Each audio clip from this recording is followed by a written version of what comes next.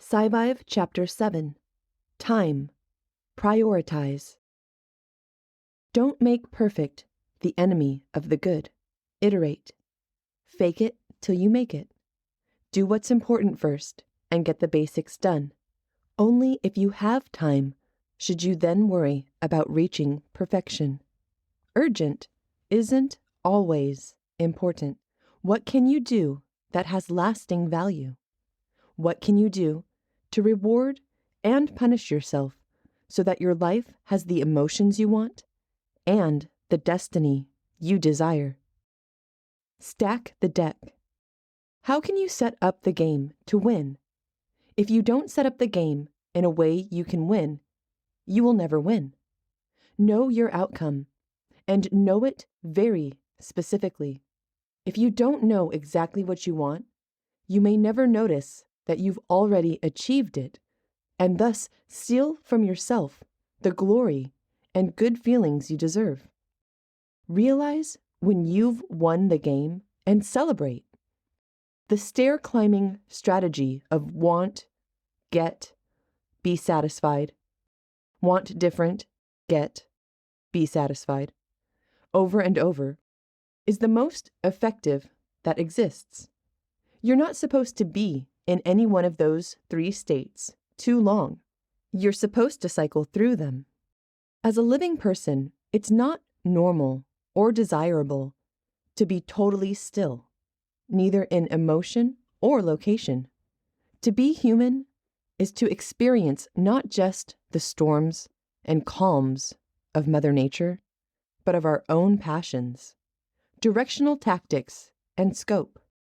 You eat cheeseburgers in a single direction. You don't eat a circle around the outside, or at least you shouldn't. Thus, when you are working, feel free to get started and just iterate and go a single direction. Don't worry about understanding everything up front.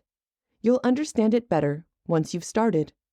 If there was work that has to be done no matter what, go ahead and do it, instead of sitting in analysis paralysis. Do that of which others only dream. Don't be distracted by trying to remove distractions. Having tunnel vision is more efficient than removing distractions. Tunnel vision is discipline. Changing your environment is motivation. Another strategy you'll see people use when trying to break through the barriers to getting hard work done is they'll try to minimize all the distractions. Sure, you could do that, but you are falling for the meta of controlling what isn't the work. If you saved the time you would have spent doing that and just forced the discipline of doing the work, then you would win twofold. Once from actually doing the work, and once again from not wasting time minimizing distractions. You'll find that if you maximize whatever screen you are working on, it's already done all the distraction minimization for you. All you see is that window. Maximize and go. Imagine you are back in the Stone Age, and you are hunting for your dinner. You spot the prey in the jungle. Meanwhile, you are surrounded by distractions. Other animals, the wind, the mosquitoes biting you, the tiger lurking nearby. Can you eliminate these distractions? Of course not. They will never go away. To kill your prey and put food in your stomach, you must ignore the distractions and focus on your task. Now think about your office. Phones ringing, people talking, your boss interrupting. You cannot remove these distractions. Learn to ignore them and power through your day. Combine what you need to do with what you want to do. If you want an excuse to write your book, perhaps try out that new keyboard you've bought, or a new key layout, or new hotkeys, perhaps a custom-programmed keyboard layer. The trick here is that if you get used to testing your new setup while you are doing something productive, you will make progress in both the productive activity, in this case, book writing, and in the other, experimenting for fun activity. You can see this example in other places, like trying your new headphones out on a jog, or testing your new running shoes whilst running. Now, where is the pitfall here? Well, if you get used to testing the cool new things in the wrong, useless place, you will get more addicted to doing the wrong thing, and it will leech away the time you would have had to do those things that you know you really should be doing.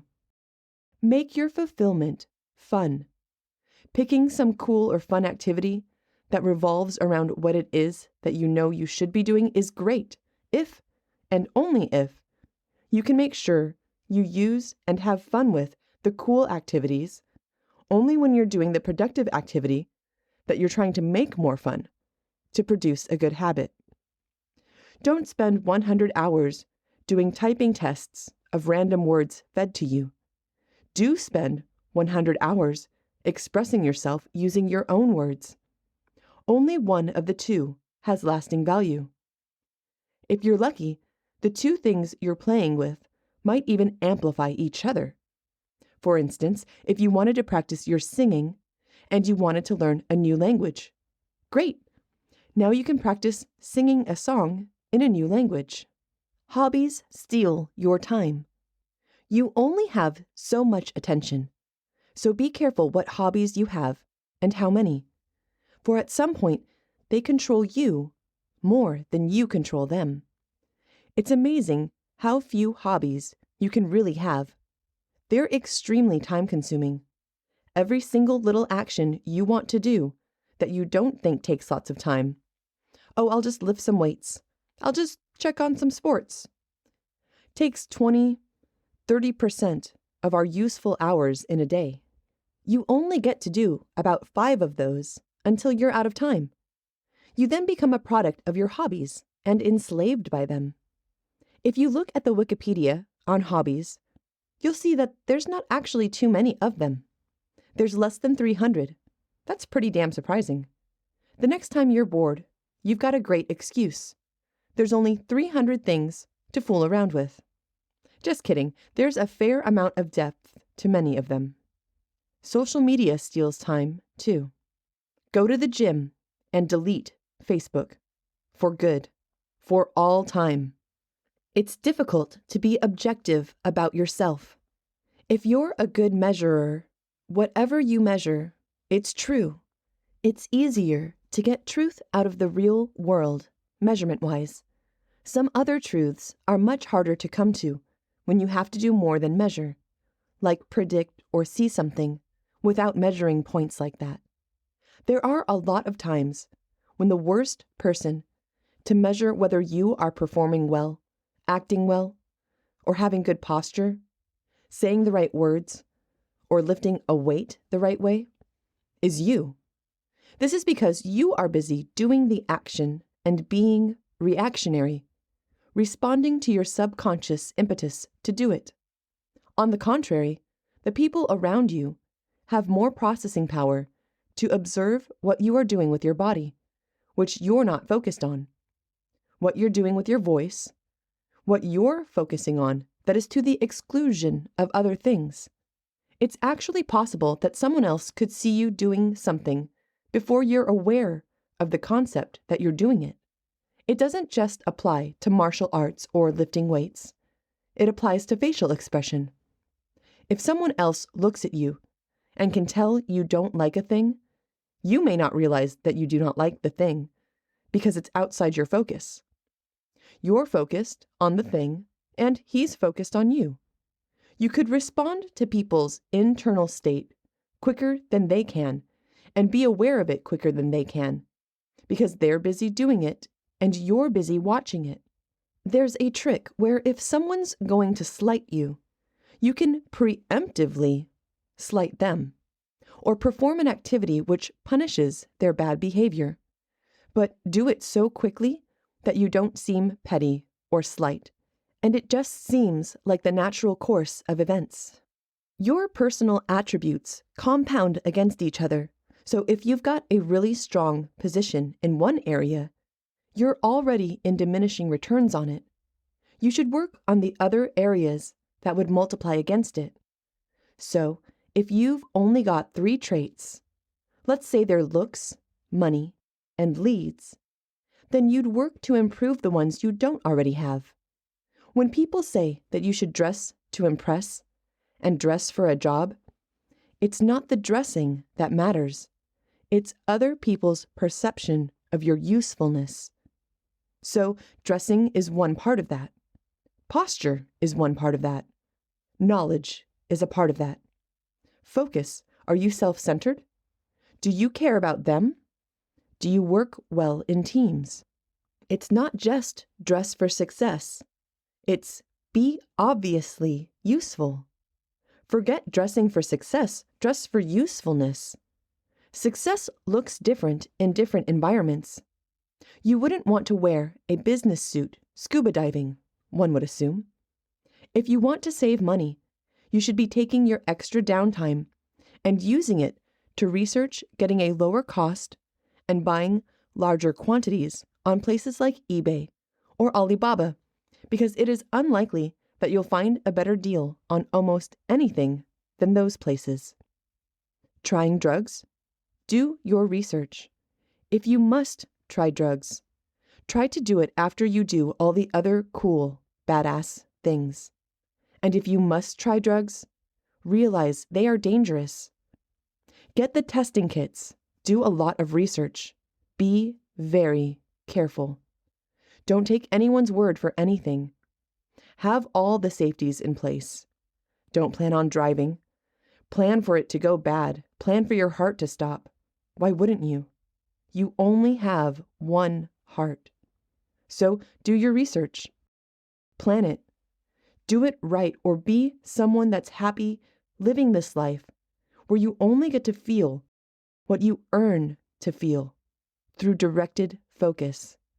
Maybe it is meditation. Maybe it is yoga.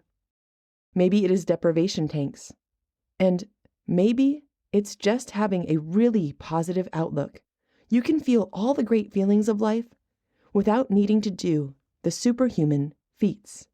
Take care of yourself first. If you're ever curious why you shouldn't sacrifice all of your time and life energy for a giant mega corporation, think about dividing up what you are across all the people of the world. Give everyone a penny. How much money do you have? Or, more interestingly, everyone needs to eat. So you give a little piece of your body to everybody and see how many people you can feed. What you discover is that if you want to live properly in this world, you need to be a little greedy. Not everyone seeks a solution to their problem. There exists an iteration that women enjoy building problems, thinking about things, and associating with them, and making great narratives about whatever problem that they have going on. When they bring that problem to you and show it to you, they don't want you to destroy it with your simple, logical, easy solution, because that's to disrespect all the work they put into understanding such a fine and beautiful problem that they're very desperately trying to convince you is insolvable and therefore gigantic. They want to take small problems and make them large. And if you take a large problem and make it small, you're a jerk. You just destroyed a lot of work they did.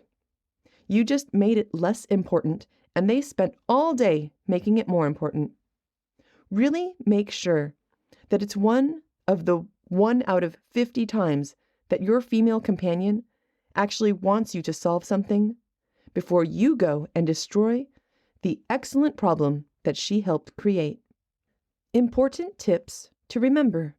If you're not using a paper and pen and taking advantage of the fact that the worst paper and pen is better than the best memory, you're doing harm to yourself and your friends and your loved ones. You're making their subconscious work against them. Don't discount the power of repetition. In addition, don't discount, in a lot of areas, the necessity of repetition. In other areas still, you might not have to pull your punches. Your hardest punch might not be enough. No one else has the privilege of seeing how you can destroy people by being overly nice, because you have had to have worked hard enough and saved hard enough to be able to be overly nice to another person. You don't get to see the destructive effects unless you've experimented in the world of doing something most people can't, which is providing financially too much for another person. You hear these stories about terrible things happening to people, and no one even called 911 because they felt someone else was going to do it. You learn the way to overcome that is to look at a single person and point directly at them and say, you call 911 now, and make sure that they understand. People need to learn the contradictions for their suggestions, particularly the medical ones, because they're a very small set. In the unlikely chance that anyone accepts the advice, it'll prevent great harm from the people accepting it. It's important to know that there are some principles which apply all over the place, which are the great awesome things.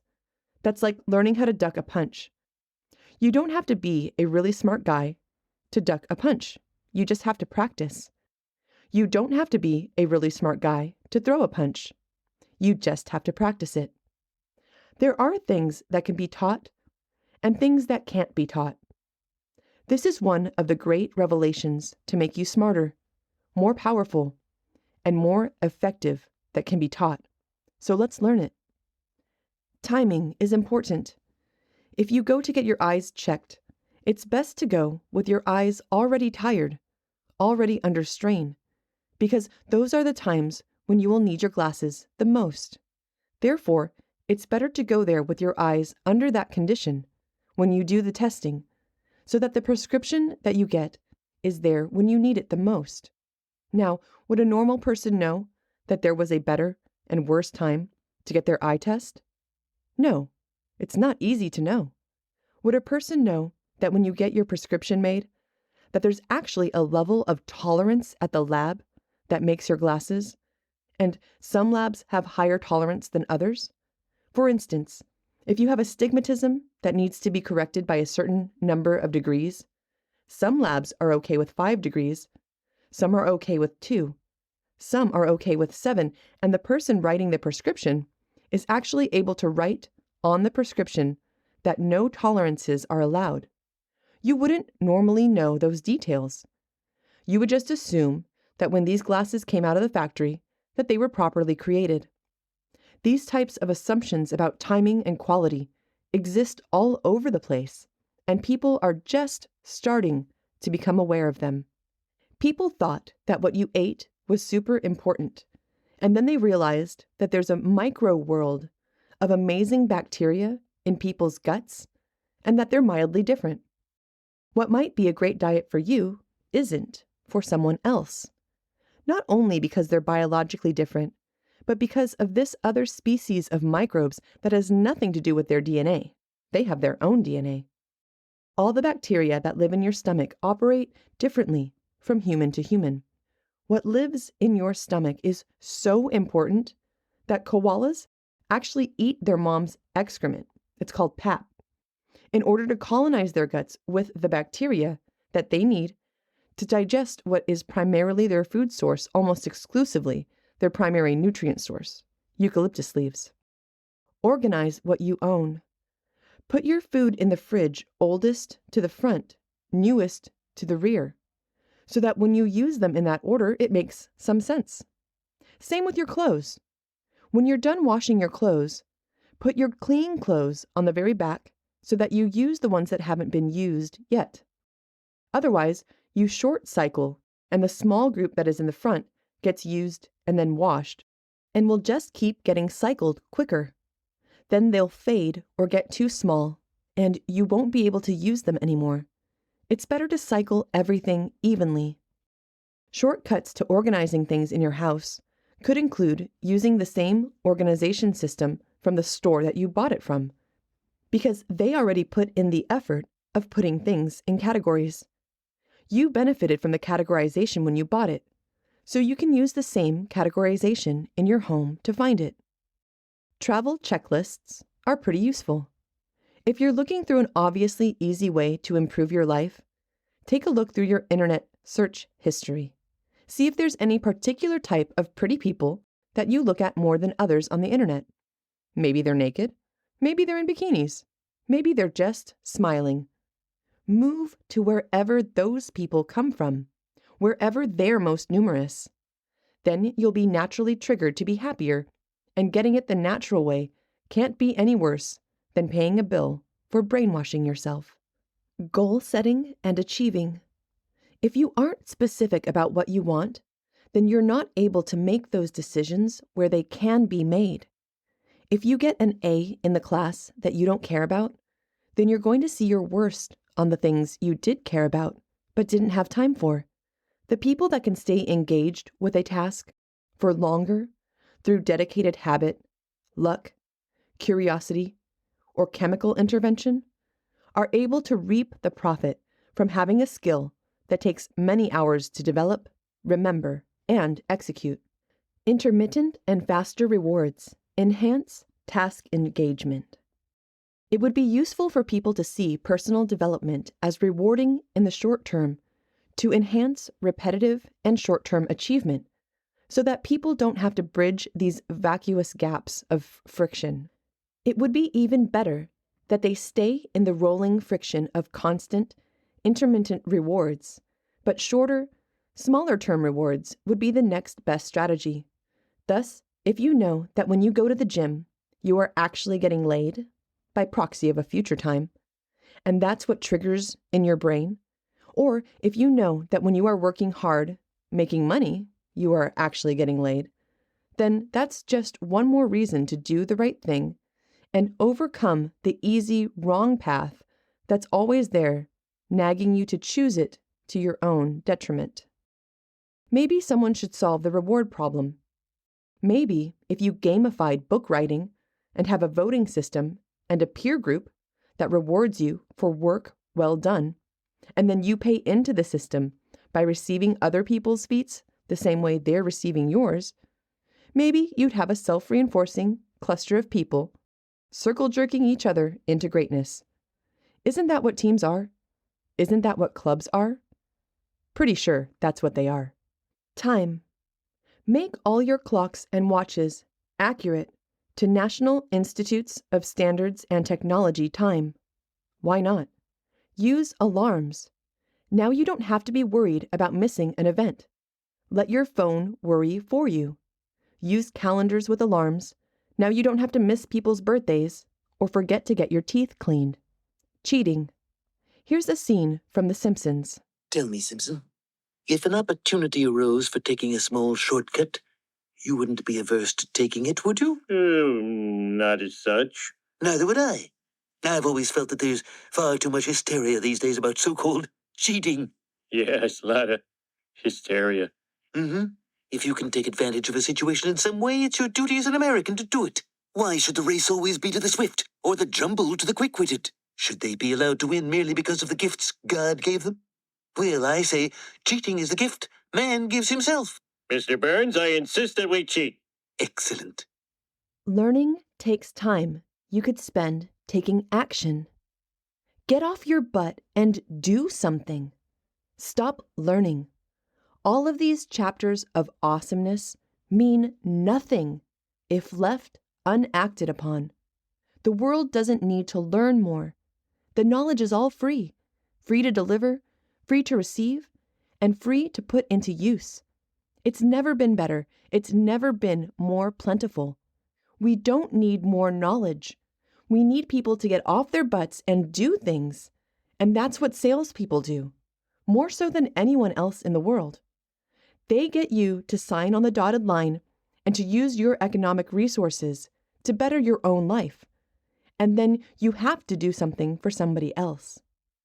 General success, gratitude, relationships, peer group, internal environment, fairness to one's self. The pain of working goes away when you start the work. Getting to the gym is hard. Being at the gym is easy. You can't live at the gym forever or at work forever, which is great. You don't need to and you shouldn't. But you should develop a healthy duty cycle, the negative space of getting things done. There's a momentum aspect to working out. Once you get the ball rolling towards going to the gym, once you're there, it's very easy to just work out. The same idea applies to developing bad habits. If you start becoming lazy, or missing a workout, or eating unhealthy food, then it's really easy to keep that ball rolling as well. Thus, as important as it is to show that you should get the ball rolling in the right direction, it's almost as important to make sure that you don't get the ball rolling in the wrong direction. Avoid everything you kind of want to do. The avoid at all cost idea states that if you list your top 25 things you want to do, pick 5, and avoid at all cost the other 20. Your engagement of the 20 ideas will make it more likely you don't achieve the top 5. SciVive doesn't agree with this because the 6th idea could actually be on the path of 1 through 5. However, the fact that you only have space for a couple hobbies and really only have enough time to personally work on a couple different things professionally is evidenced by another quote attributed to Warren Buffett. Quote, "The difference between successful people and very successful people is that very successful people say no to almost everything." A different approach to getting things done is called the negative space idea. If you picked your top 25 things and took off the bottom 20 and avoided them because they might hurt the top 5, which is the direct opposite from the avoid at all cost idea above, you would be using the negative space idea. The result is more work on what you really care about. Depending on how far different your 1 through 25 really were, you might have a top 10 that were almost all the same thing.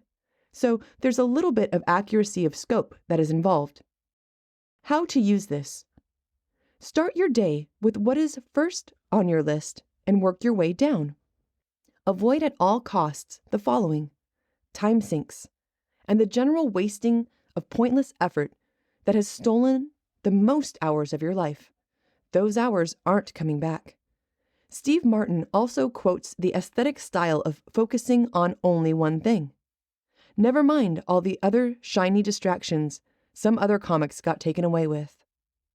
Getting it done.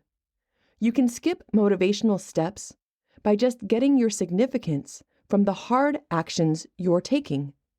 The reason it's easier to argue with people on the internet than it is to write a book is because you get a feeling of winning nearly instantly when you crush trolls on the internet, but you don't really get any positive, significant feedback in a reasonable time frame on text that you write for a book.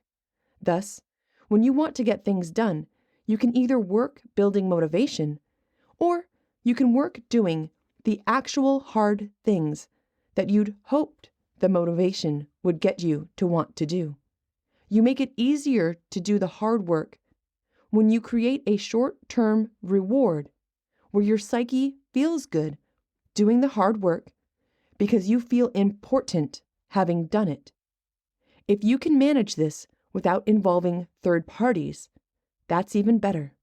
Focus. Distractions eat time and create problems. Most books are written by people in their 30s because if you're 20, you're too inexperienced to know anything to write about. If you're 40, you may not care to write about it anymore. If you only have a couple of good ideas, it's a lot easier to get started and feel good about what you're doing than if you have tons of good ideas. Knowing too much, or being too old, or being too smart, can all get in the way of being productive. Possessing any of those qualities makes it harder for you to focus on a single path till completion, because there's more and more side interests and things that get in the way, like a house, or a family, or your hobbies or yacht. There is no better way to start your day than by growing your strength and willpower.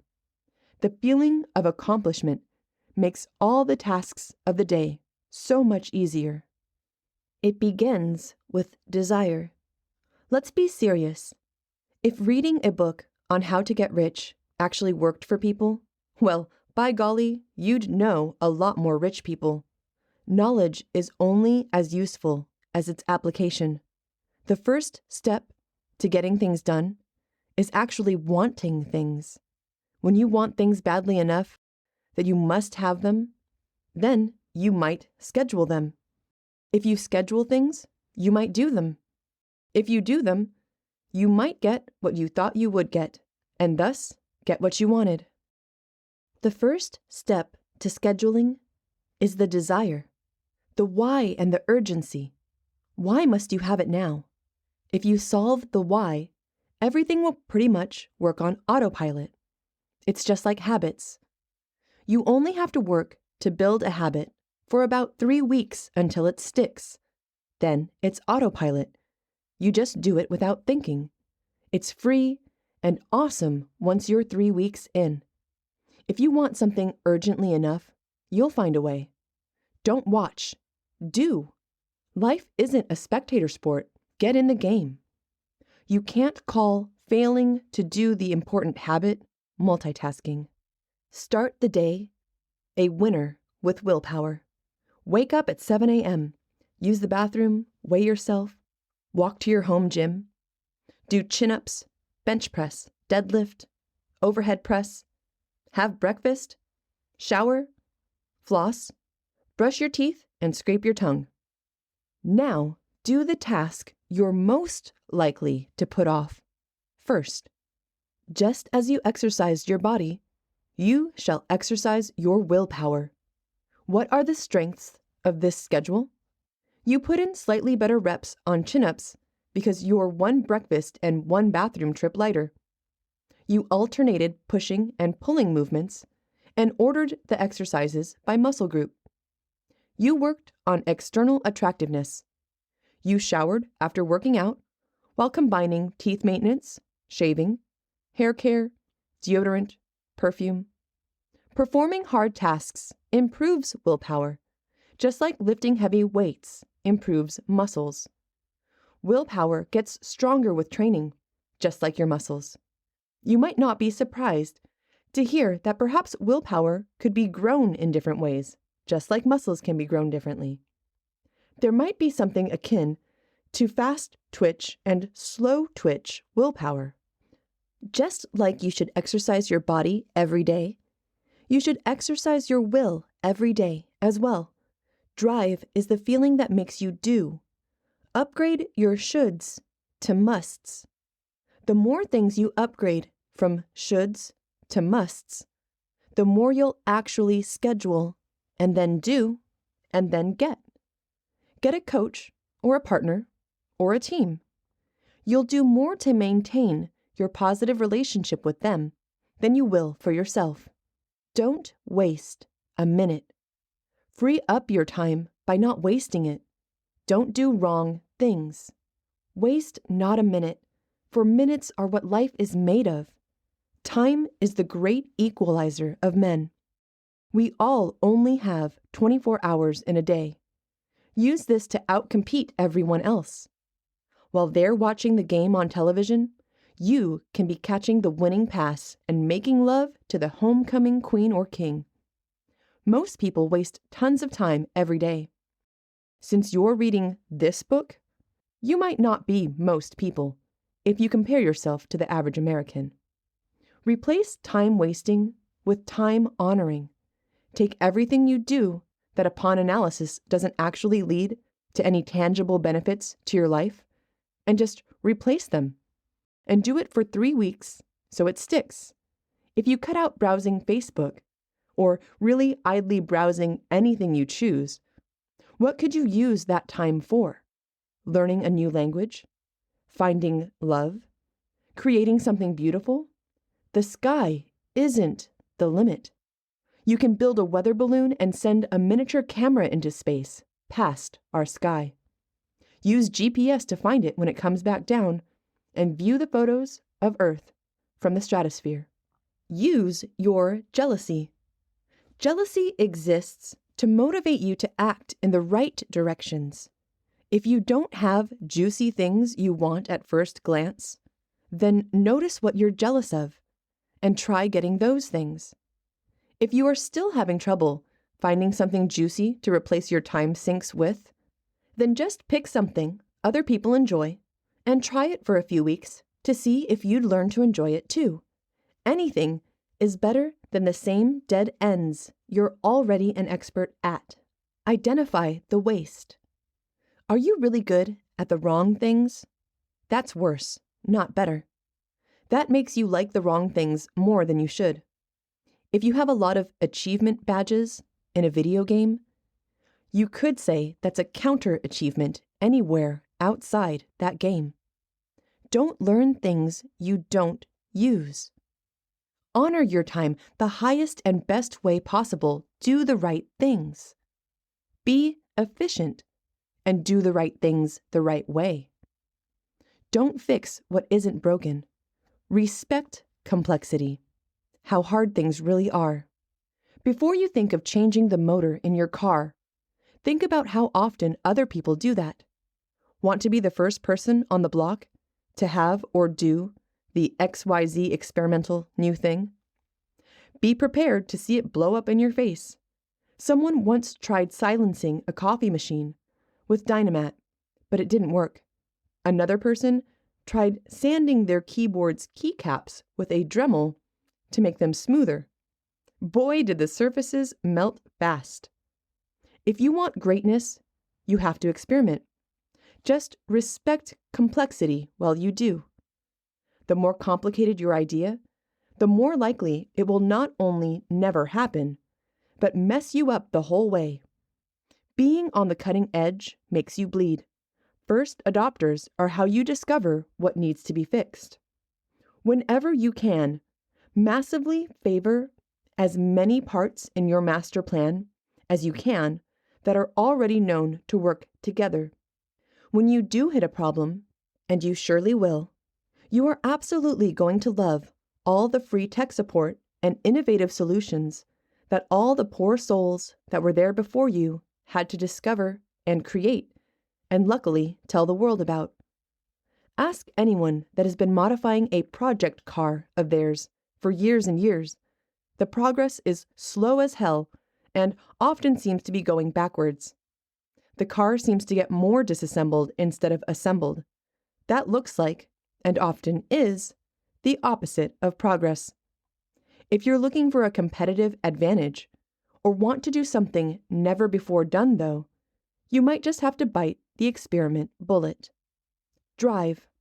Focus on a future that is yours and not somebody else's. You shouldn't care. You have to earn being around long enough to meet those challenges. Futurists and transhumanists are largely guilty of focusing on problems that will never be theirs. Stay in the game. Remain relevant. Autobiographers often have time to be as such because they stopped being important. Autobiographies are created when you write about what things were like back when you used to matter, using all the free time you have because you don't matter anymore. Maybe some are instead ghostwritten and thus don't actually take much time out of their days. See how valuable your time is. Don't be a degenerate gambler with your time. So many of us look down on those with crippling addictions. A man who just can't stop losing money gambling, taking the same bad deals over and over again. As that man gambles with money, it's likely you do the same with your time, so don't feel too superior. Doing the same things over and over again that never pay off, yet you just can't stop doing them? It's easy to see that a man's bank account is empty. It's not as easy to see how you've wasted away so much of your precious time. Choosing what to do, pathing, copy what works. Model great behavior that gets great results. Many of the concepts SciVive developed regarding influence were just by looking at the patterns used to generate influence successfully, like giving positive and negative reasons to do a behavior to help the person feel it. Maybe they respond better to fear, maybe greed, maybe they just like more reasons to do a thing. It's by analyzing what worked that a name was created for it, and now that you can see the framework, you can translate it into different behaviors. Negative space is used in art. Let's notice where it's used in influence as well. Learn to hate boredom. Turn procrastination against itself. People don't like doing things that suck. If what you need to do seems like it sucks to you, and you might be right, then there are some tricks you can use to make the dreariness of doing what you must seem far less. If you can, sit in front of what you must do and not do it, but not do anything else either. Use the inaction, the boredom of just sitting there in front of your work. Amplify the pain.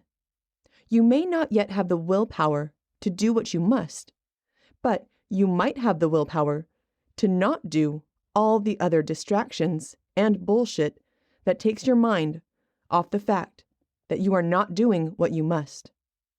Then it will be just you and your work, sitting there, looking at each other. You will be fidgeting and in pain, for the boredom should be pretty intense as you sit there without diversion, just you and your work, and the thought that you are sitting there, not doing it. What we're doing here is creating a lever by which you can create a new, greater suck, far larger than the suck of just doing what you have to. The suck of boredom and living in the state of knowing you're not doing what you should is far greater and becomes far greater with time than the suck of just doing what you need to do. No music, no fidgeting, no reading, no dreaming, no browsing the web, no chatting, just you and the terrible boredom. The more unpleasant you can make it, the more likely you are to get to work. Make work the path of least resistance.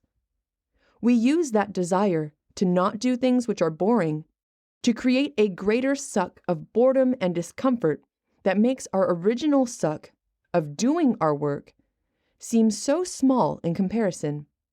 We use our own bad habits against themselves. To avoid the pain of boredom, we'll do the pain of work, often to discover that the work is quite enjoyable once started and truly pleasurable when complete. Music and sound. Get in the zone. Distractions. Tunnel vision is your friend. Add distraction. You might work better with a little distraction. Play media. If you work better with music or movies playing in the background, which some people do, because it may quell the desire to switch tasks, or it may dull some of their consciousness to leave some other parts of the brain to be more effective. This is actually done with transcranial magnetic stimulation as well. If you stop some of the interfering things that are going on in the brain, it will amplify your ability to do some other things. Music can change the way you feel. If what you feel affects how you perform, then it's obvious that for some, listening to music can enhance performance. Lots of people that jog or work out hard in the gym have some playlists just for that activity. Thus, if you're one that enjoys music, you'll find that most of the best music has a YouTube video to go with it. Some of the second-tier music, assuming you have tastes similar to other YouTube users, has non-directed, weaker videos, usually of a spectrum analyzer jumping around or some other non-specific filler content. In conclusion, the tips are: 1.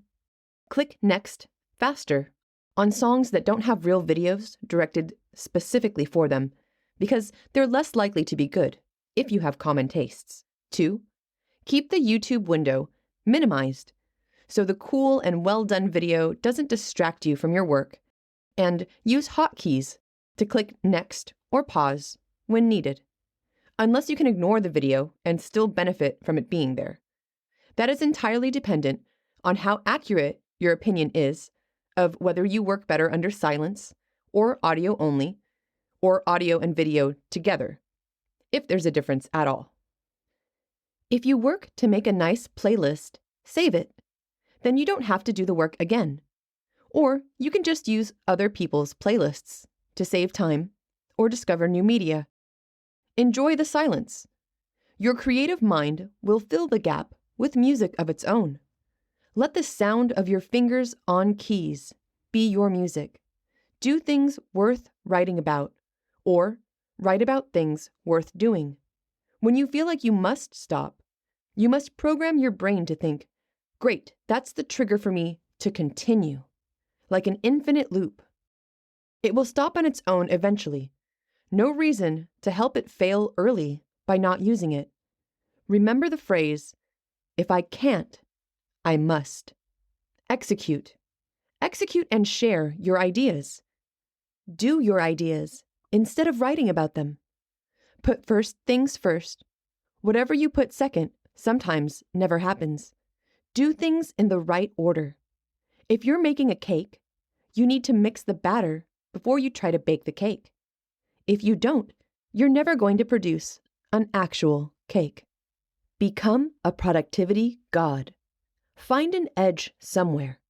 Working on a weekend night can be the difference between those who win and those who work for those who win. Follow through on your tasks. Get a minimum viable product. Get your essential fatty acids. Prevent yourself from overdoing one aspect and then running out of money or steam before you can get any type of business done. Signaling by cleaning up your nest. Showing people that you have the ability to both organize and acquire things from the outside world and manipulate them into the way that you like is a reason that collecting items exists. It's signaling to others that you can manipulate the world around you and find items that other people can't find and maintain them in addition to all the other parts of your life. Persist. Purpose. You get what you do. When more people farmed for food, they would say you reap what you sow, which means that the seeds you plant grow into the plants they're supposed to. Do what you're supposed to. There's all kinds of ways that you can enhance the likelihood that you will actually do what you're supposed to do. Some people are, and should be, enraged with every new violent crime that is listed in the news that is the result of some backwards, cancerous culture. Cancer culture is the worst kind. Tolerance is weakness disguised as virtue, similar to patience. Now, let's say that properly and reasonably applied tolerance and patience is surely virtuous however it comes, not in name, but in application. If you are patient about breathing, you may surely die. If you are tolerant of ingesting poisons, you may surely also die. Tolerance and patience have their place, and you must harshly adjudicate where and when they may be employed, and when they need to be banished. Being creative and momentum. Being creative is a lot like pull-ups. It's quite easy to improve it once you are doing it. It does take concentration and effort, and your body may be trying to tell you to stop, but perseverance is the key. Being creative and productive is quite the same. Creativity is a muscle, and the more often you use it, and try using it at different speeds and in different ways, the stronger that muscle gets. Anti-lock brakes. Anti-locking brakes work by making sure your tires never get into sliding friction and stay in starting friction. Sliding friction is really low and starting friction is really high. Life has the brakes on you. Life is making sure that you don't excel and slide forward through life going really fast, getting a lot done, by making everything just hard enough. It's just hard enough to get a phone number. It's just hard enough to get a credit card. It's just hard enough to get a storefront. It's just hard enough to do these things. But if you're able to break through the anti-lock brakes of life, if you're able to break through the difficulties, then maybe you just slide right on through. That's the reason that it's very easy to keep doing something that you've done for a couple weeks, and it's very hard to start out. That is the anti-lock braking system of life. Torque curve. All right, it's analogy time. If you spend your time doing sales instead of product development or research and development, you're not moving yourself up the attractiveness food chain. You've got this analogy between business, product development, pricing, framing, and brute cold calling sales. Those things are nearly opposites. You have to choose, and you're going to do one or the other. That's how it works. Employees cost money. Employees take time. You have finite time. You have finite money. You either choose to do one or the other. In life, there's this choosing the shape of your torque curve and choosing the shape of your horsepower curve. Getting more area under the curve is better than getting a giant peak, saying that's how much power your motor puts out, but only does it for a second, right before it redlines, or it only does it for a second before it overheats. That same type of distribution of energy and getting more area under the curve that applies to other areas of human endeavor, such as being fit, or being wealthy, or being happy, or finding love in your life. Some would say that they would rather have fewer absolutely amazing experiences than more mediocre experiences. The power of persistence. Power is energy over time. Like a solar sail, just a little bit of energy in the right place and environment over a long time leads to a massive velocity. Quote, "Nothing in this world can take the place of persistence. Talent will not. Nothing is more common than unsuccessful men with talent. Genius will not. Unrewarded genius is almost a proverb. Education will not. The world is full of educated derelicts. Persistence and determination alone are omnipotent." Calvin Coolidge. Improve. Keep getting better. If you're not perfect, keep getting better. Perfection is rare. Thus, progress should be common. If your model of the world hasn't changed in 20 years, then you are not making progress. What's more likely, that your model is perfect, or you've stopped caring? There are easy and hard things to do in this world. Multiplication is easy. Division is hard. It's very easy to create new ideas that have no basis in reality. We call it fiction. It's the most popular content on this planet. Fiction is easy to create. Sadly, as fiction is to multiplication, disproving fiction is to division. Division is how you undo multiplication, and truth-finding is how you undo fiction, which, unfortunately, is a losing battle. Every 1 hour of fiction creation requires 10 or 100 hours of disproving.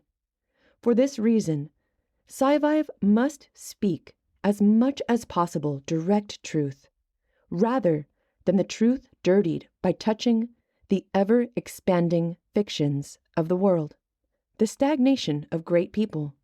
It is unfortunate that great minds like Ray Kurzweil, Tony Robbins, and nearly all other speakers seem to get to a level and just stay there. Their talks don't evolve. They say the same things for years, and you can't really enjoy watching it again once you can tell what they're selling as well as they can. Why is there this stagnation? Why doesn't the same interesting thought process, focus, and processing power lead them to a refinement and development of what is worth listening to them speak about? Have they nothing more interesting to say? Perhaps that's one of the advantages fiction has. You're really not likely to be writing and selling the same book again and again over the years. You're really expected to be novel. If you take a guy like the waitbutwhy.com guy, he never has the same things to say because he's more focused on spreading newly discovered ideas and information he's researched than he is saying yesterday's interesting things over and over again. Why do artists and directors start to lose greatness over time? Is it because they returned to the state they existed in before they were awesome, which was non-awesome? Or is it a different form of failure? Is it that they stopped searching, experimenting, and paying homage to other great things? If you think you're the smartest guy you know, or the smartest guy around, there's no reason to try to learn from other people, right? Don't make the same mistake these guys did, resting on their laurels. Whatever you did that caused you to transition from being mediocre to being good, you should probably keep doing that. If you change your horse midstream, particularly to a worse horse that's nothing like the original horse, you're probably doing it wrong. What you'll see in many great companies and artists, and even cars, is a gradual refinement and progression, more so than just giving up entirely on the old things and doing the new thing. It could also be the case that whatever mistakes and missteps that truly great artists and companies need to watch out for are nowhere similar to what you need to watch for. If you've never achieved greatness, you don't need to worry about losing it. This is more of the opportunity cost of changing things. If you already type 100 words per minute and you change to another keyboard or system, you could lose 50 words per minute. If you're terrible at typing, only do 20 words per minute and cut your performance in half, you only lose 10 words per minute. Thus, it costs more success to experiment. It costs more for the wealthy when they make mistakes, if you look at this in flat dollar cost. An already great artist has lots to lose if he switches from the rare state of excellence into the experimental state that was similar to non-excellence from whence he came.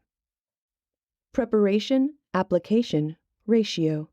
There's something SciVive will call the preparation-application ratio. You will hear and maybe misattribute that Abraham Lincoln said, "Give me 6 hours to chop down a tree, and I'll spend the first 4 sharpening my axe." There's many different useful variations of similar ideas, such as, "Give me a lever long enough and I can move the world," or "The early bird gets the worm." What are these statements? When preparation meets opportunity, that's what luck is. There's all these statements regarding the effectiveness of preparation. Good outcomes are not universally affected in the same way by good preparation. In some places, preparation leads to amazingly great force multiplication, and in other places, good preparation doesn't make much of a difference. Let's say you're planning to go to a weightlifting championship. You've been training for 6 months, lifting weights constantly to get ready, and you miss your last workout. How much of an effect is that going to have on you? Probably not very much. You might even do better, depending on whether you've been overtraining or not. Now let's say you're going to sit down to eat dinner, and you've got sloppy joes sitting in front of you, but no bread, just pulled pork. You have to choose whether you're going to try to eat it with your hands or get up and get a fork. In this case, the time spent getting a fork is going to pay off huge in the savings of not looking like an animal when you're eating and cleaning your hands repeatedly, because it's going to be really messy. There's places where preparation is very important and pays off really well, and there's places where preparation is really just application. Sharpening your axe and using your axe have nothing in common. The preparation is orthogonal. It's related, but not the same. Sharpening your axe and chopping a tree down with your axe don't have anything in common.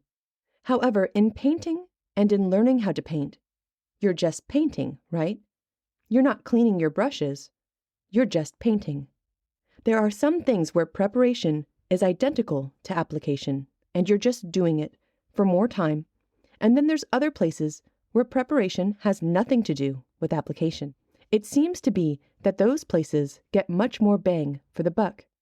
For instance, if you had to practice opening lines to meet new people, you can sit at home and practice it against the wall, or you could try it out in public. It's probably better to try the public option. Learning some new lines that you didn't previously know, that's different, right? Because you're getting information from somewhere that's not yourself, and that would be more of a sharpening the axe type of behavior. Again, when opportunity meets preparation, that's luck. It's unfortunate that we can't just assign a flat percentage of time that you should assign to improvement and development, and another percentage of time to assign to application. There are too many variables depending on the actions. The forms of preparation that have the most payoff in the least time are those where the preparation is most different from the application. Sharpening an axe is very useful because it has no similarity to the actual application of the axe towards its target. It's also only as useful as your axe was dull in the first place. Over-preparation in one area leads to under-preparation in another. SciVive likes the idea of not all years of experience having the same value. There's a great comedic line. Do 80 one-year-old babies have 80 years of combined experience? Balance. CPUs and many creatures have periods of activity and periods of rest. This cyclical nature provides them with results and efficiency superior to a more constant, lower volatility state. It's why animals pounce. It's why boxers cock their fists back before releasing them forward. If it works at that level, it's very likely that one level extra on top of it, by having stimulants push you harder and then crashing to lower, is likely an effective way to compound what the normal activity/rest states are doing for you. You can see other examples of this, such as work sprints, HIIT training.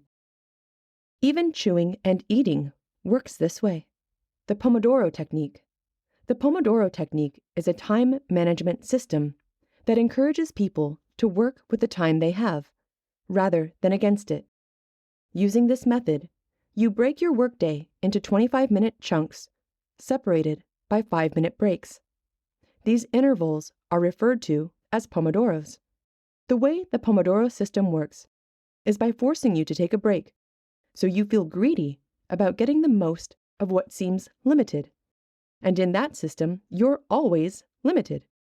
It's using time limits to create scarcity and rarity, and your subconscious responds to that by wanting to do what it's doing harder, as long as you can, because you'll run out of time soon. It's a way to use scheduling to make the time you have to do work limited, and therefore increase your conscious and subconscious desire to do that task that you know you need to do. It also reduces the perceived cost you have to start working on a task, because it makes the amount of time you can put into the task more limited, which makes the task seem like a smaller investment and therefore reduces starting friction. This strategy of time gating is one of a few ways you can be more efficient on tasks. There's also the Dickens process, where you focus on what the real cost to your life will be if you continue to engage in disempowering behaviors. You can amplify the negative feelings associated with doing the wrong actions and the great feelings from doing the right actions.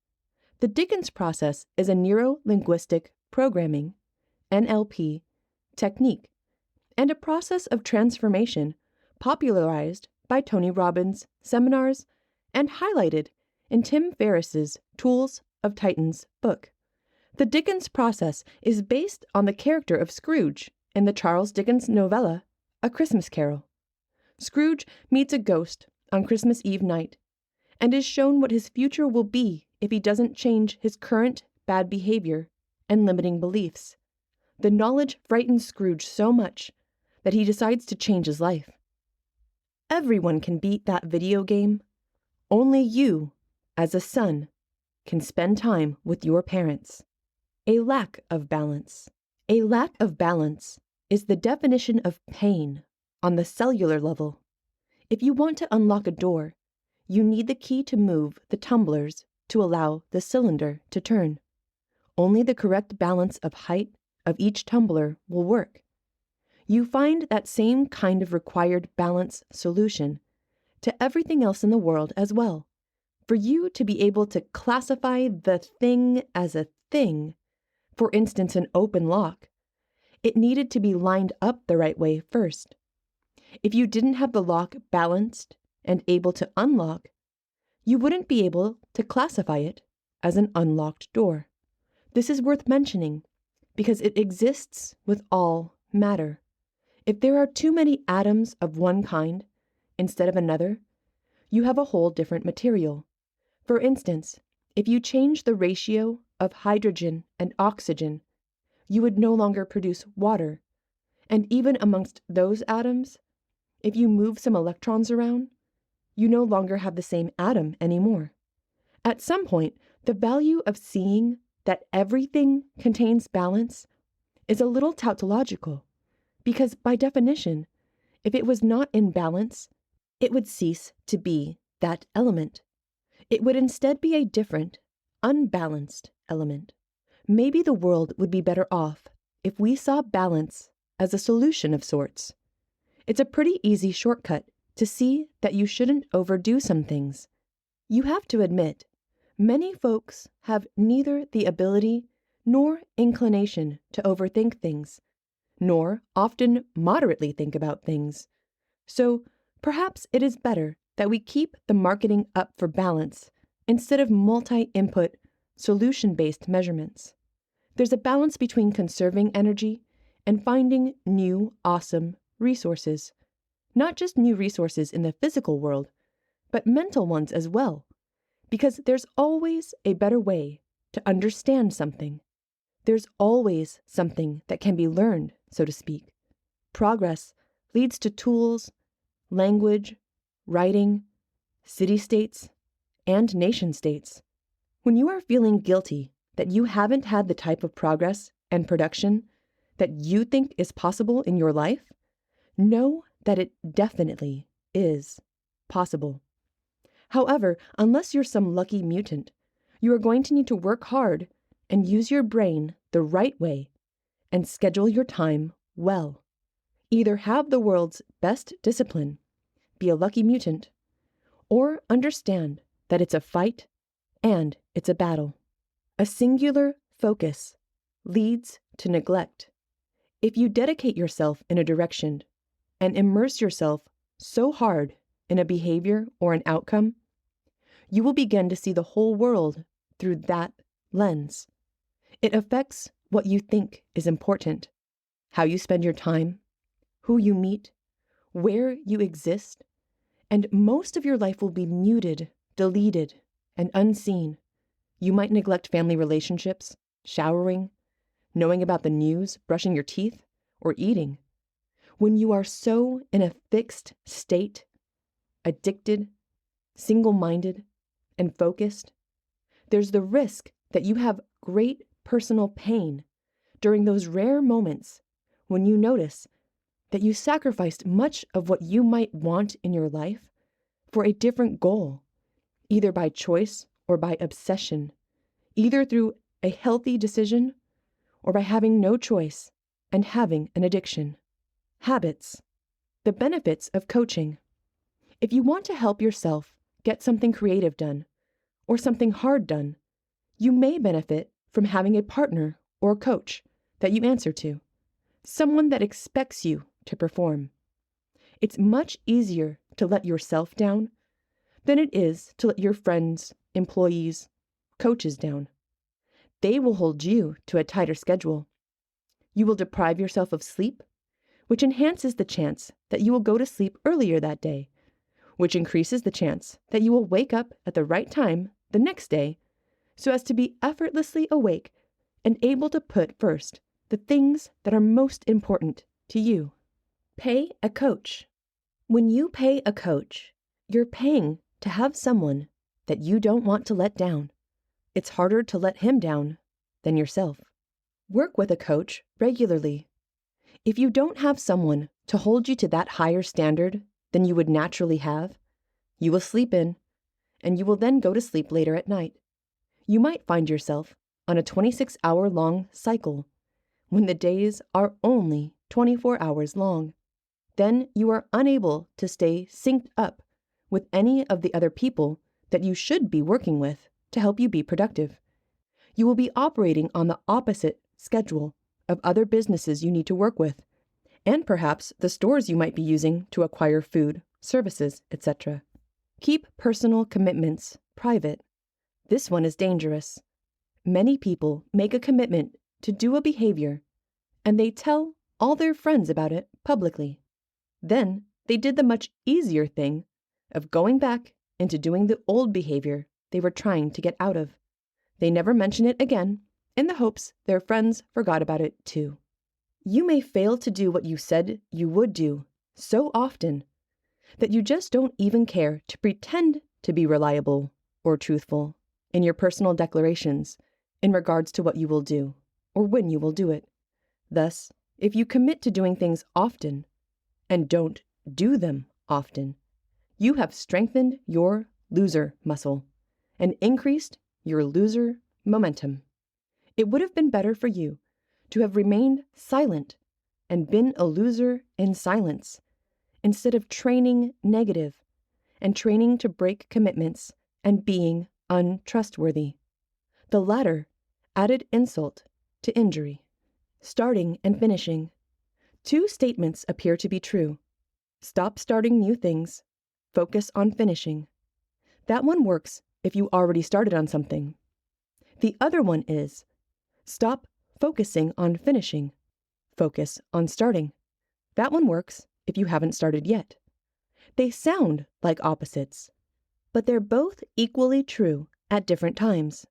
If you haven't already started, do so. If you've already started, however, finish. Doing the right behavior is easier the longer you do it. The hard part of working out at a gym is getting to the gym. Once you're there, everything is easy. You just hit the weights autonomously. Getting there, however, is difficult. There are all kinds of good excuses to put it off until later. That's because you think that you get to modify the behavior. You think it's okay if you don't go. You export the real cost of not going. You see, when you don't go a single time to the gym, you think that the entire cost of not going is encapsulated in that single workout that you missed. Not everyone accurately accounts for the fact that with every single workout you miss, you are more and more likely to miss more workouts. This isn't a way to understand only gym attendance. This is a way to understand all of the behaviors you have in your life, both good and bad. The longer you do a task, the more muscle memory and subconscious driven it becomes. The better you get at it, the more you enjoy doing it, and the less you feel like it's something optional that you can displace with whatever else shows up. In this life, the behaviors that we are most likely to get are those that we must get. The behaviors that are musts go first, and everything else takes a back seat. In a world of limited time, limited resources, and limited willpower to do what you know you should. SciVive doesn't know which awesome behaviors you're currently trying to integrate into your life, but it's confident these tactics will help you make it happen. When you're good at the level you're at, you move on to the next level, and you get new problems. If you ask a really handsome guy how to meet girls, he'll tell you to just smile. You ask an ugly guy the same question, he's going to tell you every trick in the book. Same for business.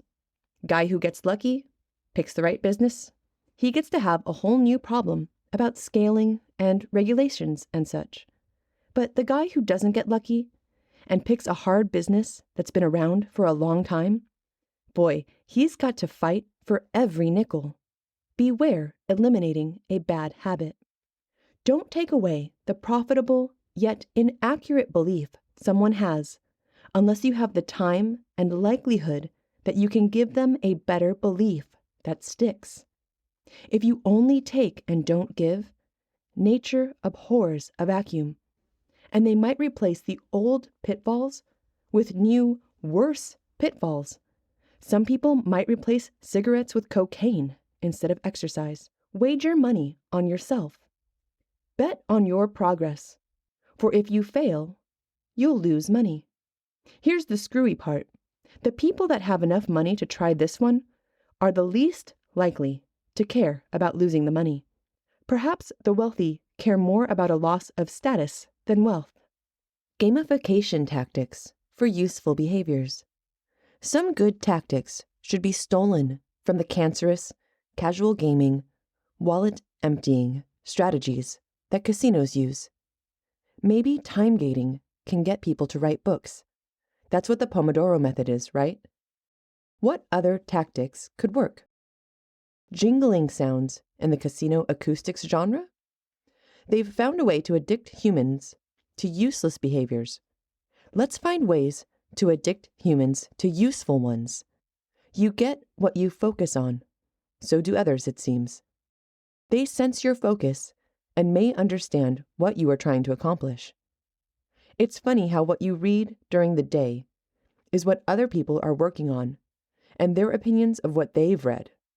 So the more popular and worked on an idea is, the more worked on and popular it will be in the short and medium term. Think of how many copies of the same movie you've seen come out at the same time. Nearly the same movie. Twin movies, they're called. Armageddon and Deep Impact, for example. This is the kind of thing that happens in business and art and all ideas that involve humans' attention. Someone gets a good idea, mentions it, now it's another person's good idea too. This is a reason that jealousy and competition are closely related concepts in that you become aware of a strategy that works and gets a result you want, and now you want to compete and dominate by doing the same. You could actually use this tactic against other countries to make them less effective by convincing the people of that country that certain members of their group were benefiting from a stupid behavior, say, winning at video games. This would attract other citizens of that country to want to compete in gaming. Think of the classic pissing contest. Could there be a larger waste of time than to see who can piss farther? Now imagine that it's not so obvious, or tripped enough interesting human triggers, and now it's an addiction.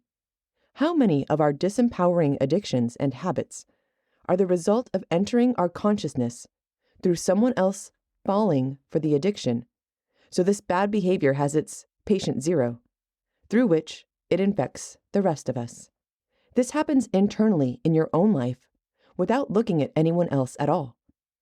The things you are used to doing, you'll want to continue doing, and the things that you're not used to doing are more likely to be stopped. If you starve the bad behaviors, you forget to do them because you're too busy doing the new ones that you've done long enough to stick. Thus, starve the bad behaviors for 3 weeks and see them become weak. Engage the new behaviors for 3 weeks and see them become stronger. Non-zero days. This timing is probably dependent on the individual, but they're only matters of degree. This is the same reason it's so important to be very serious about not having long breaks when you're doing a new workout plan, or perhaps whatever else your New Year's resolution might have been.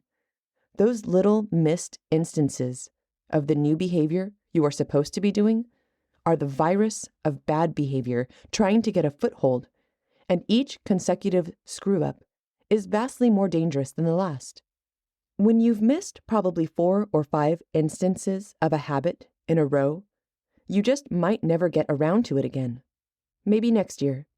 This trend, combined with it being easier to keep doing something once you've started, where 80% of the mental hardness is getting yourself to start, and 20% is actually doing the thing.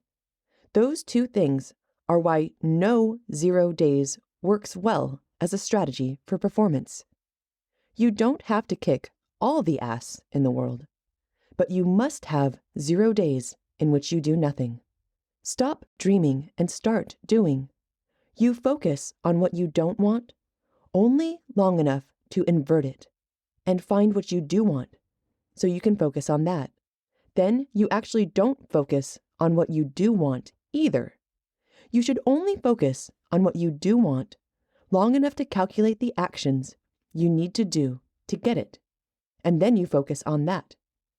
Once you know what you need to do to get what you want, you don't focus on those things anymore. You focus on your schedule and hitting your short-term goals. If you look at the things you want, you are not looking at what you need to do. If you are looking at what you don't want, you are not looking at what you need to do. Only action matters. Dreaming is only useful to action as long as you need it to create the plan. Once you have the plan, stop dreaming and start doing. Your goals and dreams are really only as useful as they point to correct actions you take. Your knowledge of correct actions are only as useful as you can actually act on them. Focus on the results your decisions will get you. Time shifting can save you or drown you. If you're going to optimize for the future, stay focused on it and feel good. If you're going to optimize for the present, stay focused on the present and feel good. If you make choices for the future, but only focus on the present, you'll be unhappy, and vice versa. We want cake now, and we want to be skinny in the future. We don't want to do our homework now, but we want good grades. Because they are binary propositions, you can't have your cake and eat it too, so to speak. You always can be unhappy. If you eat your cake now, you can mess your happiness up by thinking about a fat future you. If you don't have the cake, focusing on a fit future you may mess up the present, regretting not eating the cake. If you want it, the unhappiness of not getting the other things on the menu because you can only choose one, that's always there to help make you unhappy. Obviously, more choices should make you happier. Oddly enough, in the real world, it doesn't. And it's actually scientifically proven to make you less happy. The dissatisfaction of too many choices. Psychologist Barry Schwartz takes aim at a central tenet of Western societies, freedom of choice. In Schwartz's estimation, choice has made us not freer, but more paralyzed, not happier, but more dissatisfied. More choices leads to unhappiness, partly because you can't feel good knowing you made the right choice when there are too many choices. This is also why most sales-optimized websites offer you 3 price points to choose from. Not because they have to, or because it even makes sense, but because you will feel better choosing one, and they will make more sales and have happier customers. All choices have consequences. There's this concept of heads I win, tails you lose, which is similar to the catch-22, which is similar to damned if you do, damned if you don't. SciVive is going to add a new level of resolution on understanding to the concept. What will happen is you'll make a decision based on a feeling that you have. Let's take cheating on a diet, for example. You'll say, it's summer, or I've had some drinks, or it's Friday, or I've been doing good with my diet, or whatever the excuse is. Then you'll say, you know what? I want to treat myself, and I'm going to have something that tastes really good. That's not the problem. The problem is that you get some of the taste, but most of it you swallow so quickly that your poor little tongue doesn't even get a chance to enjoy it. You have to keep stuffing more in there to get the flavor. Sometimes you're engaged in conversation, or listening to music, or thinking about the future or the past. You're halfway done with your dessert, and you don't even remember what it tastes like, because you weren't paying attention. If you were to die after that moment, that would be a good decision statistically. The chance that you die after that dessert is very low. Therefore, you live, and live long enough to regret that decision. What does regret look like?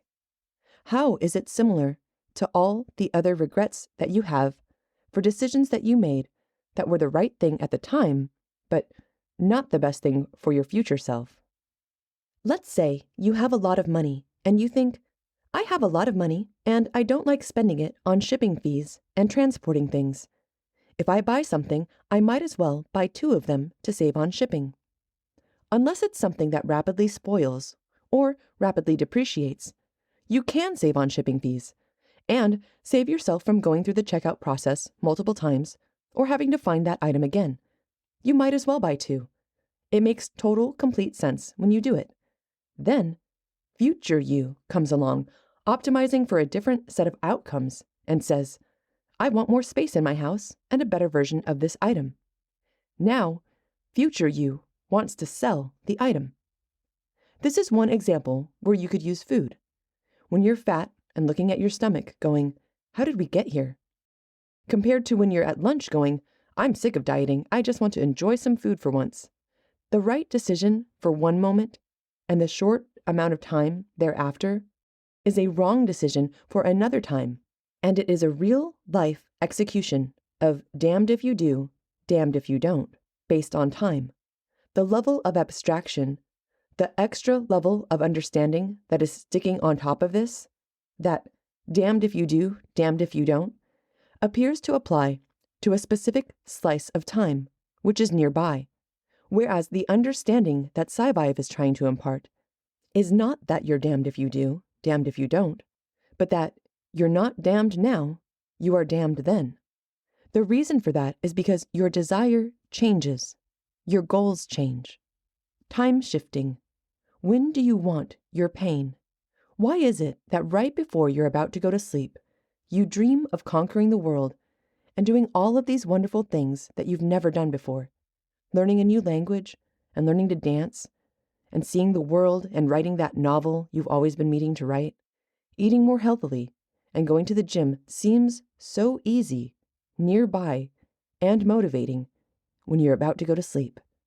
This is because you get all of the feelings of the benefits with none of the cost that you shortly have to actually do the tasks as soon as you wake up. Then the beginning of the new day comes and you're not about to go to sleep. You have an actual opportunity to do these things. The benefit seems just as real. However, the cost seems so much larger because you would have to put down the croissant to grab some salad or just enjoy the feeling of being hungry. That time shifting in your mind screws you so that whatever decision you make that would be right in the short term will screw you over with interest later. People have difficulty finding a good way to overcome that because there isn't a good way to overcome it. You must learn to see the real world time shifting of, I'm going to not eat this delicious food now so that I can have fitness later. You try and shift your mind to match the reality, and the reality is you're going to try and shift those future benefits into the present. You're going to try and feel those future benefits in the present. In neuro-linguistic programming, they call it future pacing. That's the best chance you have of feeling good while depriving yourself of something that would quite easily and quite readily bring you emotional joy. Who doesn't enjoy the feeling of filling up on delicious cake? The exception is people with mental illnesses like anorexia, or people that have trained themselves to deliberate action over and over again to hunt something else, like fitness. They don't have room for cake because they're so busy ingesting kale or whatever other horrible tasting foods they have found a way to addict themselves to. The important part of this summary is that you are, or will be, damned if you do, damned if you don't. Beware of the catch-22 of each action. The grass is always greener on the other side. The grass is always greener on the other side. The problem with the grass being greener on the other side is that no matter what side you pick, the other grass appears greener. The funny part is that you could actually have factual representation, physically, because your perspective of the grass changes from when you're standing directly above it or when you're viewing it from the side. That also mirrors what would be expected in reality, because the whole reason plants have leaves or foliage whatsoever is to absorb light from the sun, and the sun is always above them. Whereas you, as a human, are only above, in a similar position to the sun, that grass which is directly below you. The saying that the grass is always greener on the other side may not just be a colloquialism. It may actually have physical, optical representation in the real world. This would be interesting to study. Whatever optical properties a plant has from the side are very likely and predictably different from the optical properties it would have from above, because it gets its energy from above 80% more than from the side. Moral of this story? You're going to make decisions that you regret, no matter what. Because what you optimize for in the short term is not going to be what you optimize for in the long term. As you flip-flop between the two, you can't win. I saved all this money to build a big business, but I can't buy back those years of decreased quality of life by not spending that money earlier. Or, I'm with one girl, therefore I'm not with another girl. How do you win that one? Be with no girls? Be with all the girls? Loserness momentum / routine. If you have a regular weekend, life's good, and on Monday you can function well. If you have a 3-day weekend, even better, yay, more rest and relaxation. On day 4, though, you become a zombie and forget how to function as a human being. Schedules, shaving, showering, these things all become optional. It's an example of if you have a cheat day or slip a little bit, now you're in rolling friction instead of starting friction. And it's easier to keep slipping, just like locking up your brakes on a car or slipping on ice. Cheat days add up. If you go out with friends, they hold you to your old lifestyle habits and don't count calories. And you eat more of the tasty food because it tastes good, and you try more items because you don't go out that often. A single cheat day leads to more cheat days. The slower you lose your first kilogram of fat, the more likely you are to give up before you ever build the habit that makes continuing easy. Don't call personal excellence self-help. Don't confuse personal excellence with self-help. Calling books on how to excel self-help is kind of stupid, because it's quite often that the people that read these books are far beyond the needing of help than those that are smart enough to read this excellent and life-changing material over all of the other options on the bookshelves. Who came up with that dumb title? How is personal excellence in any way similar to self-help? Tortured geniuses. Isn't it interesting that some of the most productive and effective people in the world are tortured? Some would say that they are tortured and productive because that productivity relieves their pain ever so slightly. Whereas these hippie bastards spend all their time happy as could be. They don't have to produce for happiness, and thus they don't produce, and thus they have worse health and countries without borders being taken over by their neighbors. To tell you the truth, that behavior is kind of selected against. They're going to be extinct unless the world becomes a much friendlier place. Eating the frog, timing to do the most difficult task first, so you can enjoy the rest of your day without it looming over your head, is called eating the frog. Yes, it's really called that. Repeat positive habits. If you feed a positive habit long enough, you don't need to discipline to do it any longer. It actually becomes harder to do the other habit that you used to do. Reminding you to do something that you already know you should be doing, like a greatest hits list of tasks that you should be doing, is more important than adding a new novel task to the long list of tasks that you don't do. When you're trying to change the way you think about things, you have two options.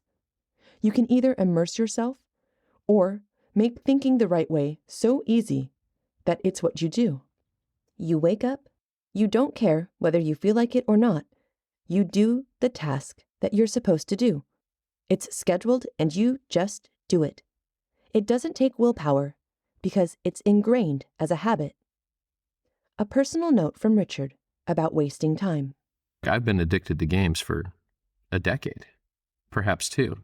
For at least 2 decades, I've had, I won't say a crippling game addiction, but when you're lucky enough to have achieved enough to have a lot of free time, I spent years on it and I got nothing out of it except the ability to speak to how horrible it is. And there's teams of people, teams of very well paid, very intelligent people sitting in rooms right now being paid to addict you, to abuse your psychology to your own detriment, to the world's detriment, and to their own detriment. They may make money, but they've sold their souls, and they may not realize it until later. Stolen and wasted time. In a world of limited resources, when you assign too much energy to a particular task, the system doesn't work as well. If you spend all your time absorbing content and not creating any, well then, you're not adding anything to the world. You're just the world's worst version of Google. You should never spend your time checking things. If things need checking, let another human or some mechanism like ifthisthenThat.com, IFITT, do it for you. Then let it trigger to tell you that maybe you shouldn't check defaults, subreddits, or any Reddits whatsoever. Maybe you should customize the Reddits. Sports are a means to an end. The end is love and significance. It's important to not see them as ends. How important is our ability to put a rubber ball through a piece of metal? How much time should we spend on this? If we had to go to war, and we had to win, and we had a way to consume the enemy's population with gaming, they surely would lose that war, perhaps even before their 10th achievement trophy. How gross is it that teams and teams of people are sitting in rooms right now, scheming of ways to addict the youth to mental death? This might be exaggerating a bit, because games you participate in are way better than games you just watch. Participating beats the crap out of spectating. Sadly, though, the same mental triggers that have served us so well throughout the years are stealing away from us our ability to reach the next level, the level where we don't become permanently extinct. If you spend your time figuring out how to brainwash kids to grind out the same recycled garbage content and sacrifice their life force and time to get another gem or sword or gun or trophy, the world should hate you, sincerely. Can you please take your manipulation skills and brainwashing skills and gamification skills and go gamify the real world so we can survive? Many people become addicted to these products and often regret it later in life. Even the slave masters are slaves. How fun must it be to create ways to addict people to beat the same boss 10 times? These games steal your soul even while you sleep. Your dreams are consumed by the grind. There was an interesting interview with some suit working at Nestle. The interviewer asked, "You guys focus on selling healthy foods, and you sell chocolate. Is the chocolate healthy?" The guy responded in a pretty genius way. He said, "There are no unhealthy foods, only unhealthy diets." That's actually legit. It's probably true for games as well. Some gameplay is probably great for the same reason it's great in the wild. There's just some things that cross the line. And when you aim for crushing addiction and hours stolen as your goal, you're hurting the users. Go steal someone else's life. When you see a movie, it has an end. When you play an MMORPG, The content creators own your soul. It's not just MMORPGs, it's NASCAR, the NFL, you name it. They want your hours, and more importantly, they want your money. South Park had a great episode on it, making money on the backs of the addicted. You should watch it. Here's the situation we're in as human beings. One could focus on oneself and loved ones, and on survival, in which case one may need lots of people to get their act together. If we change our goals and stop caring about ourselves in the present and begin to care only about those that come long after us, then we can shift our focus to becoming multiplanetary. Of course, the only way that pays off is when one of our planets gets destroyed. Otherwise, the insurance policy never really paid for itself. Some would much rather bet the whole farm on this one-egg basket not blowing up. Then they might get to survive without rolling the dice of deciding to move to Mars or not, and watching one of the other planets fail. Who are you kidding? It is more likely that you are going to die of something boring, being complacent, a lifelong collection of should of and could of, culminating in a whimper, not a bang. Or we could fight and take our destiny into our hands. We need only unplug our bad habits from our hands and put them to good work on the world around us. Wash them first. The time sink of the other sex. You rarely hear about great men being womanizers or great dancers as well. For greatness tends to require a fair amount of time to cultivate and outcompete your fellow man. It's very likely that if you want to be greater than other people at something, you'll need to put in more focus and more time at the sacrifice of other things that they will have time for, because they haven't made the same sacrifices. Luckily, the world is so lazy compared to what's possible that you don't really have to make that many sacrifices in the grand scheme of things, because you can get quite a lot done in the time that everyone else is messing around and doing things they barely even enjoy. Beware, however, that the other reason that you don't see a lot of great men being great at more than a single thing is because it's also just a function of your filter. Even if the other thing that you are selected for wasn't great at all, and it was just, say, being 6 feet tall or having green eyes, you'd still knock out a lot of candidates just with that rather non-great selector. Being a good womanizer is very time-consuming. You will spend your days hunting and scheming and dating and gaming and making love, and in the end, you're very likely to get the same results out of it that most other men have. They, in general, don't become rich nor powerful, for making women want to have sex with you one by one is more of a sales tactic and less of a product development strategy. Success/failure cycle timing. Every time you go out and don't pull, take a woman home or get her number, you have a real cost. And unless you have much better than average state management, you will be riding a difficult cycle. SciVive suggests only going out to pull if you can continue to do that long enough to get a win and ride it. If you have a win and then go cancel it out by getting a loss and riding the loss, you're likely to focus and feel the more recent event over the better, farther away one. This applies to games and love and all other matters of rage if you lose, joy if you win. We have an emotional momentum as humans. The Pareto Principle.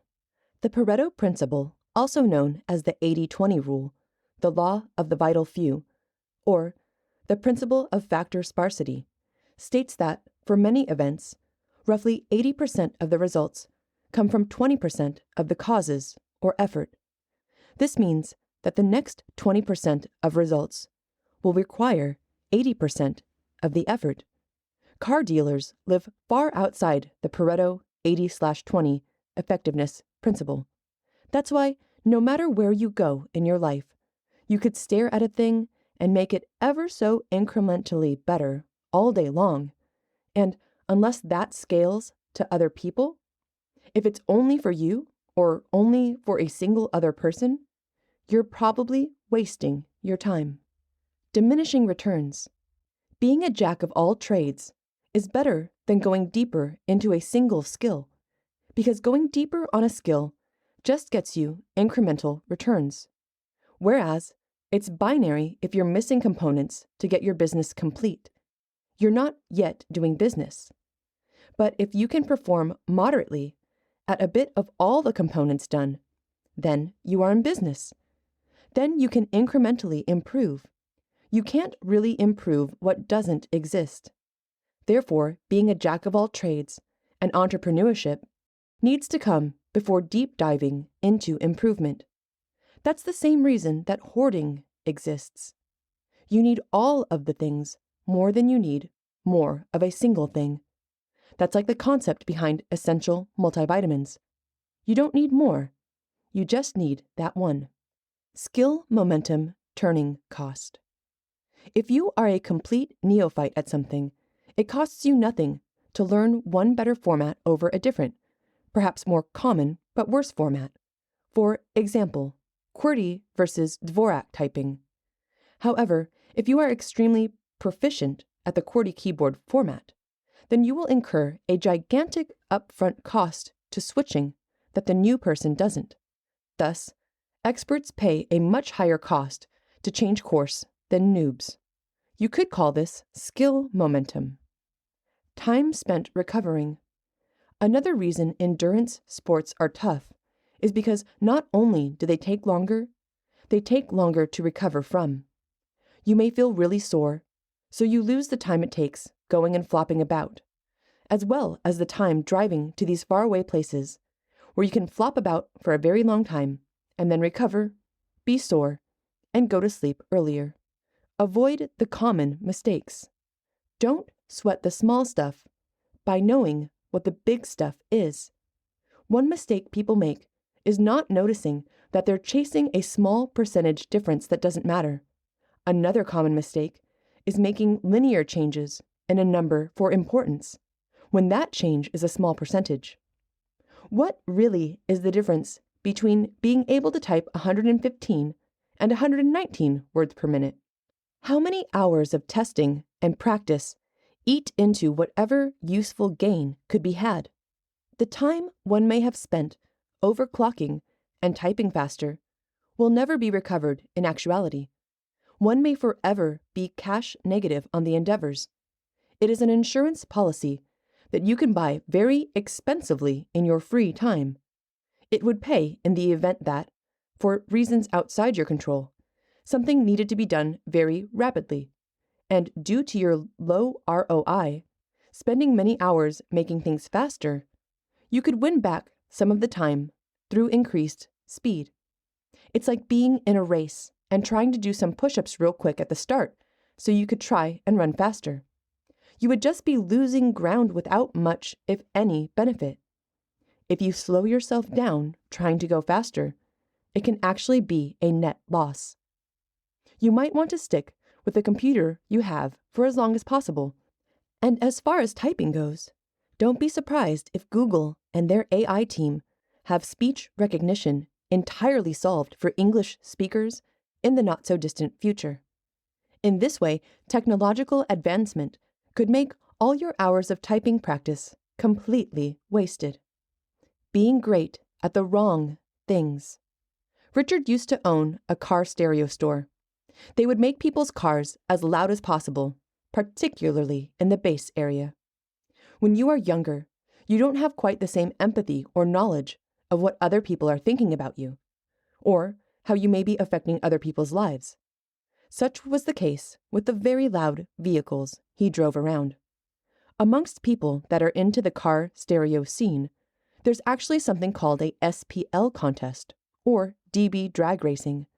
Basically, you armor your car, turn it into a giant concrete box, and fill it with speakers that are only great at playing a single frequency, which is basically the opposite of music. Then you try to hit that tone, and usually break much of the speakers and car and amplifiers during the process. Also, you most likely drove that car to the show on a trailer because it was far too dangerous and unreliable and slow to drive of its own volition. equally as stupid as incentivizing the destruction of cars into science projects to make noise in very short bursts, drag racing and fast cars are just about as stupid. The death tolls are gigantic. Come to think of it, if you look at all the things on the magazine stand in your local bookstore or supermarket, you will find that we humans have all kinds of inane and backwards hobbies. Hoarding. How about the irrational hoarding of things? If you are artful enough with it, you don't look like a generic keep all the things hoarder, but to some degree you are fulfilling the same driving impetus. You could call it a sport to find all the stupid things you're doing that don't fit with what you'd say a fulfilling and rewarding life for you would look like. It's also funny how these things change massively with age. You don't see a lot of young kids worrying about politics, and you don't see a lot of 40-year-old people worrying about doing BMX tricks on their bicycle. Some stupid things stay for the long haul, some go away, and some come anew. If you haven't really thought about gardening too much, but could imagine that if there was a break in the normal food distribution systems, you would dearly wish that your roses were perhaps more edible and more the size of, say, pumpkins. There are not very many young people that are into gardening. Not many hours in a day. If you want to know how important transition time is, think about how you basically have 16 hours left in a day after you sleep. That doesn't include the transition of waking up, brushing your teeth, eating, talking to people, putting on clothes, taking off clothes, and driving to and from work. If you want to know how important it is to cut out transition time from your life, just assume that you had to spend all of your time in transition. So what if your time to and from work, walking or driving, that's all you ever did and you slept pulled over to the side of the road? That would be an unfulfilling life. You wouldn't enjoy it. And it's very likely that cutting that out in its entirety would add great value to your life. Meanwhile, many people still commute on average 45 minutes to 1 hour each way to their jobs. Life is made of time. If you spend 25% of your working hours a day doing something which disappears the moment you go to sleep, it literally dies the moment you lay your head to bed, you are recreating the same work repeatedly, and it doesn't stack, it doesn't build, it doesn't scale. You wouldn't even need to do it if everyone else would be willing to lower the arms race. Cutting out transition time. It's way easier to do some squats in your living room than it is to get dressed, go to the gym, do squats there, shower, then return home. Now you're back where you could have been with 1 hour less spent. Actually, an hour or more. Why waste the hour of your life? Are you actually hitting on people at the gym? If you're not, why would you go there? Perhaps you like sports, and that takes more people. In that case, or in any case where the hour spent commuting provides any real additional benefit to you, then it could be cool. Sadly, it's hard to have a squash court in your home. Playing the odds with life. How much time have you wasted in the past 10 to 12 years of your life doing things that you can't even remember doing now? Some of those years may have been wasted during what is supposed to be the best years of your life, which maximizes the penalty.